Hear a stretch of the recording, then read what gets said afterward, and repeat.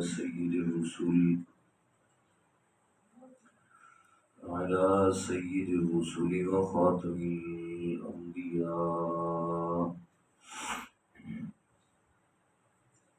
أما بعد فأعوذ بالله من الشيطان الرجيم.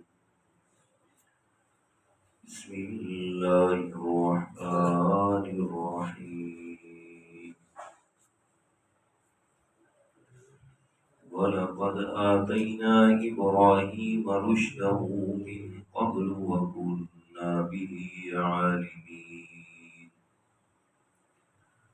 إذ قال لأبيه وقومه ما هذه التماثيل التي أنتم لها عاكفون.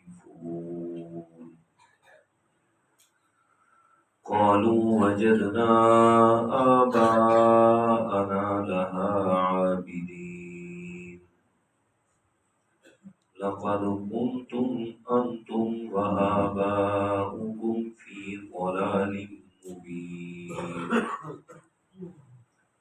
قالوا أجئتنا بالحق أم أنت من اللاعبين.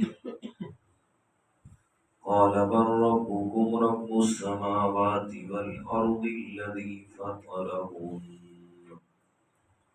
وأنا على ذلكم من الشاهدين. اور یہ بات واقعی ہے کہ ہم نے ابراہیم علیہ السلام کو اس سے پہلے صحیح راہ عطا کی اور ہم ان کو جانتے تھے، جبکہ انہوں نے اپنے باپ اور اپنی قوم سے کہا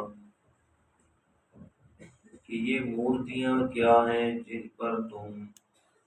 مجاور بن کے بیٹھے ہو۔ انہوں نے کہا کہ ہم نے اپنے باپ دادا کو ان کی عبادت کرتے ہوئے پایا ہے۔ ابراہیم علیہ السلام نے کہا کہ بلا شبہ تم اور تمہارے باپ دادے واضح طور پر گمراہی میں ہیں۔ وہ لوگ کہنے لگے کیا تم ہمارے پاس کوئی حق بات لے کر آئے ہو یا ہنسی مذاق کرنے والوں میں سے ہو؟ ابراہیم علیہ السلام نے فرمایا بلکہ تمہارا رب وہی ہے جو آسمانوں اور زمینوں کا رب ہے، جس نے تمہیں پیدا فرمایا، اور میں اس بات پر گواہی دینے والوں میں سے ہوں۔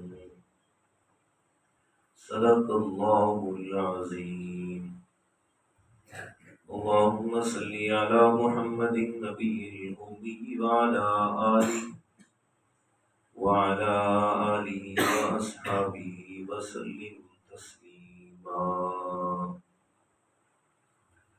سورۃ الانبیاء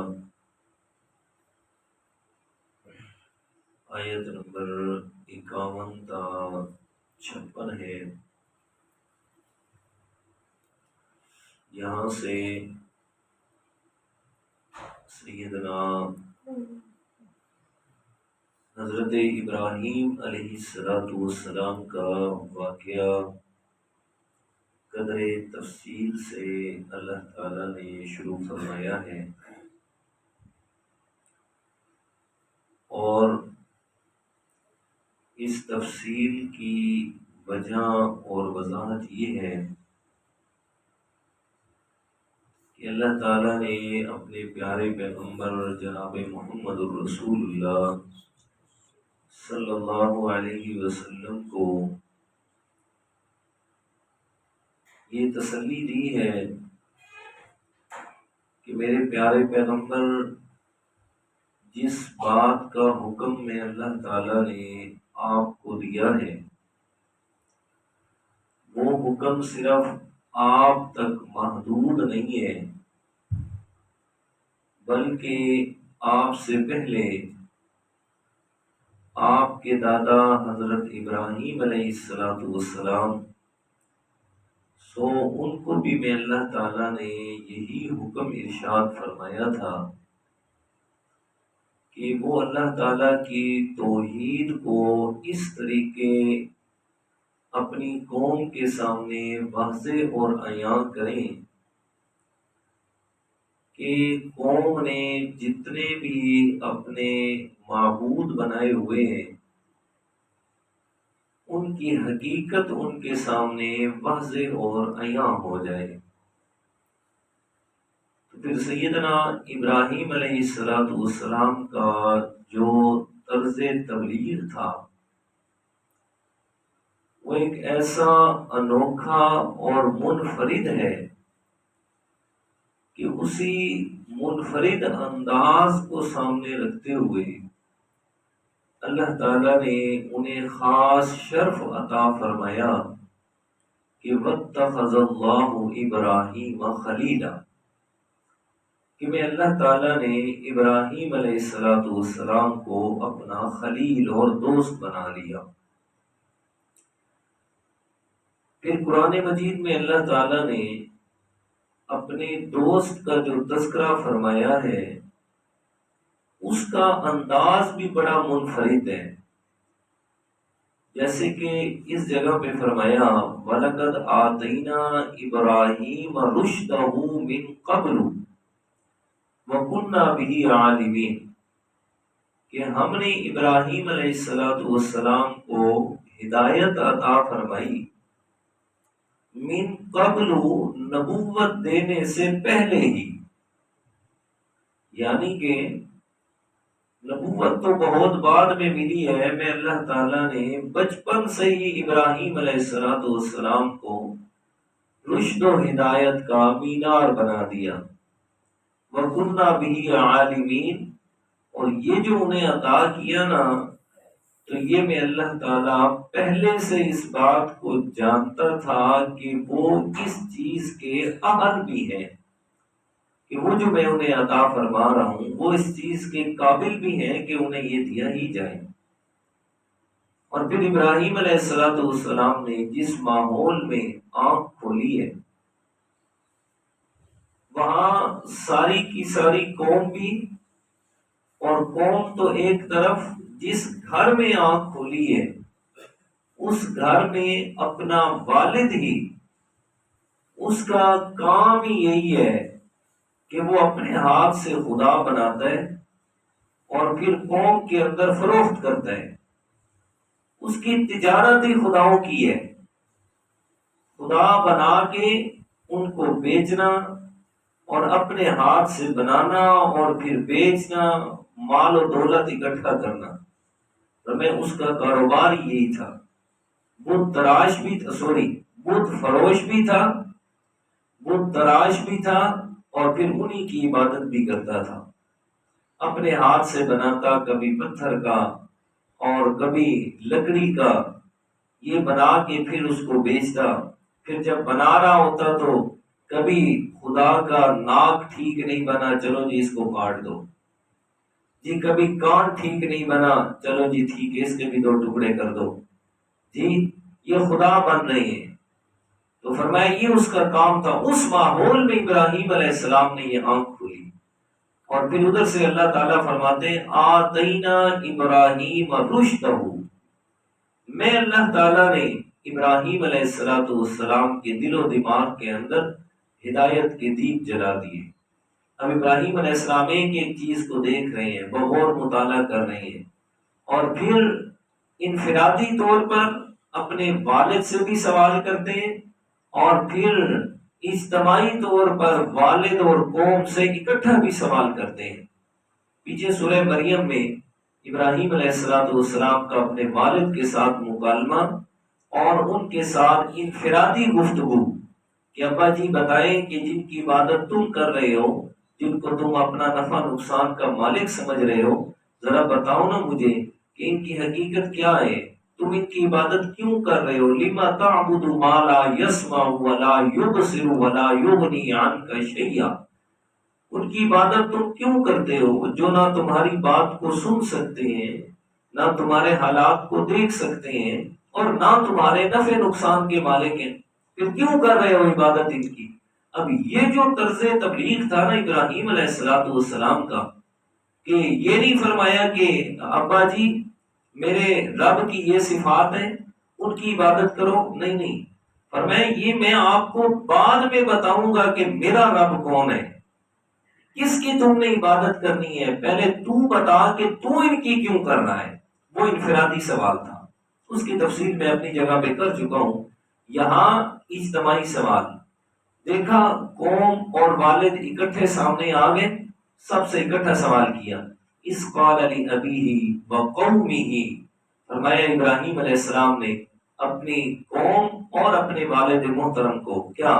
ما ہذہ التماثیل، بتائیے گا ان کی کیا حقیقت ہے، یہ جو تم مورتیاں بنا کے بیٹھے ہو، یہ جو تم تصویریں بنا کے بیٹھے ہو، تماثیل، تمثیل کی جمع ہے، یہ تمثیل یا تماثیل کہا جاتا ہے کہ اللہ تعالیٰ کی کسی مخلوق کی مثل اور صورت کوئی چیز بنا لینا۔ یہ فرمایا ما ہذہ التماثیل، یہ جو تم نے مورتیاں بنائی ہوئی ہیں یہ اللہ تعالیٰ کی مخلوق اس سے پہلے گزر چکی ہے۔ اب التماثیل فرما کے اس بات کی طرف اشارہ فرما دیا کہ اس قوم کی جو عبادت تھی نا وہ صرف پتھروں کی نہیں تھی یا صرف لکڑی کی نہیں تھی، بلکہ وہ کیا کرتے، اپنے سے پہلے گزرے ہوئے جو انبیاء کرام تھے یا اللہ تعالیٰ کے برگزیدہ تھے،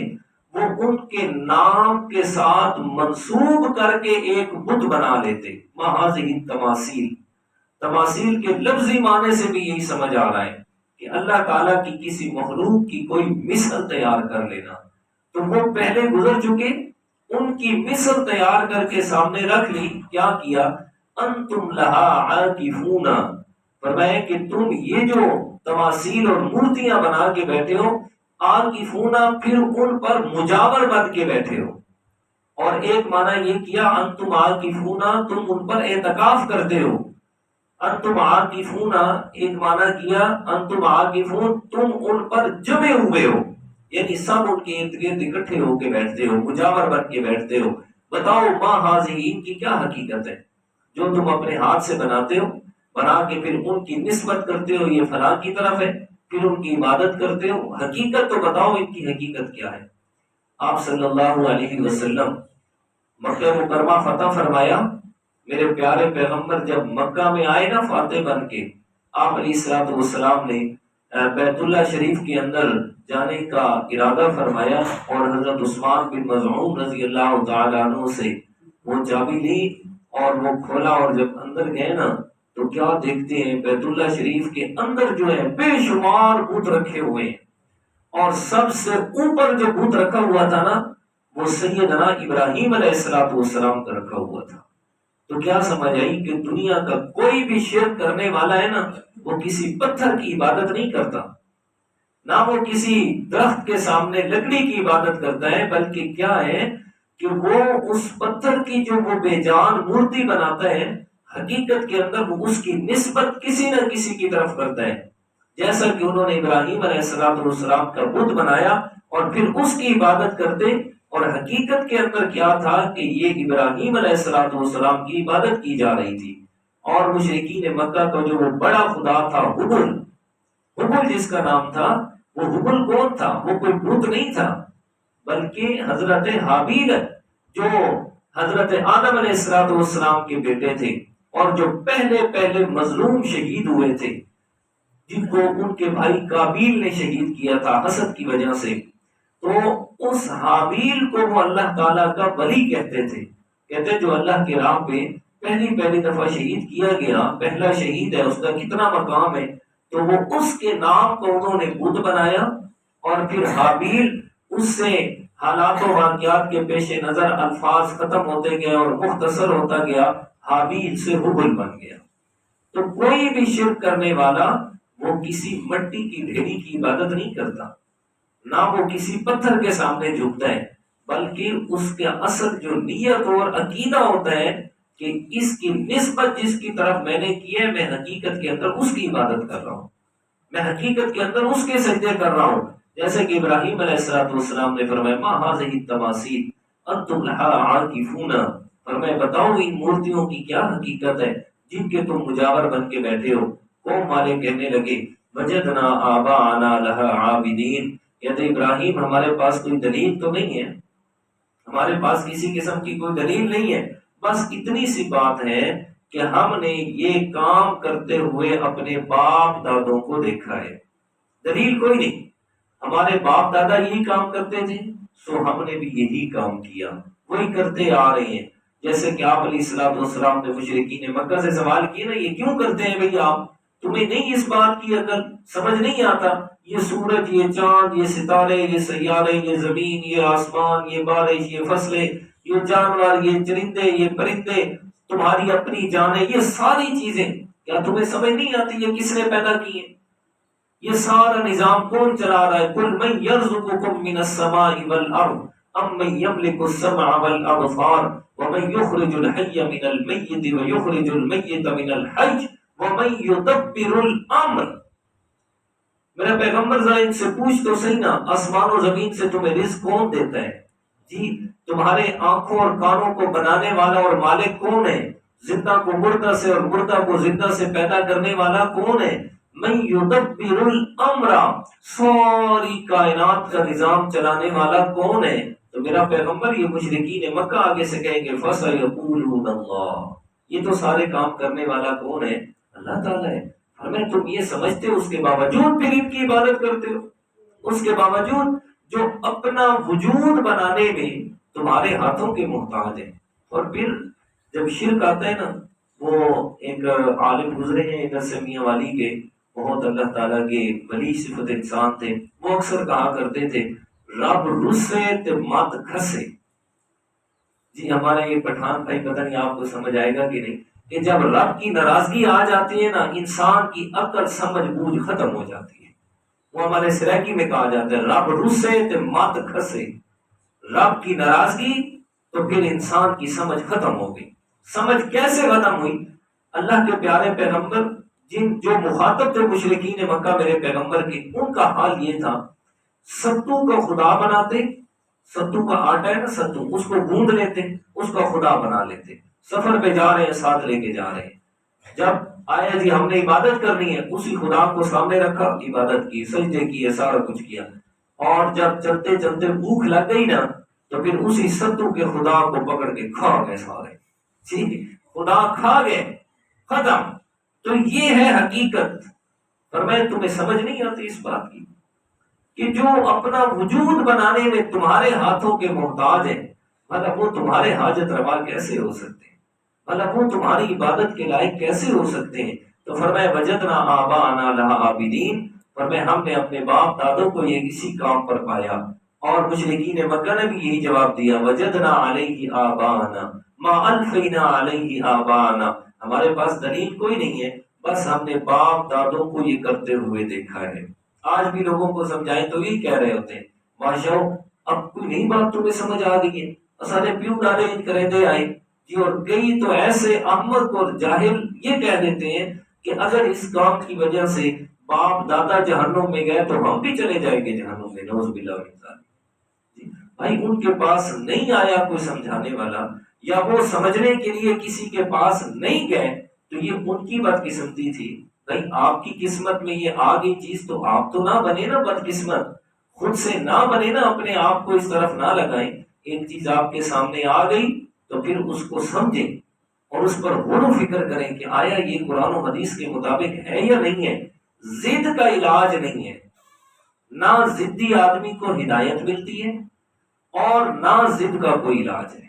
ہمیشہ منیب آدمی جو ہے نا، انابت رکھنے والا جو ہے، رب سے مانگنے والا، مولا مجھے سیدھا راستہ دکھا دے، میں تجھ سے یہ سوال کرتا ہوں، اللہ تعالیٰ اس کے لیے ضرور ہدایت کے فیصلے فرماتے ہیں۔ تو یہاں انہوں نے کہا وجدنا آباءنا لہا عابدین، ہمارے آباء و اجداد یہ کام کرتے آ رہے تھے سو ہم نے بھی وہی کرنا شروع کر دیا۔ ابراہیم علیہ السلام نے فرمایا لَقَدْ كُنْتُمْ أَنْتُمْ وَآبَاؤُكُمْ فِي ضَلَالٍ مُبِينٍ، اور میں اگر حقیقت یہی ہے نا جو تم کہہ رہے ہو کہ ہمارے باپ دادا بھی یہی کام کرتے تھے، تو پھر میں ابراہیم بھی کہہ رہا ہوں، تم بھی، تمہارے باپ دادا بھی،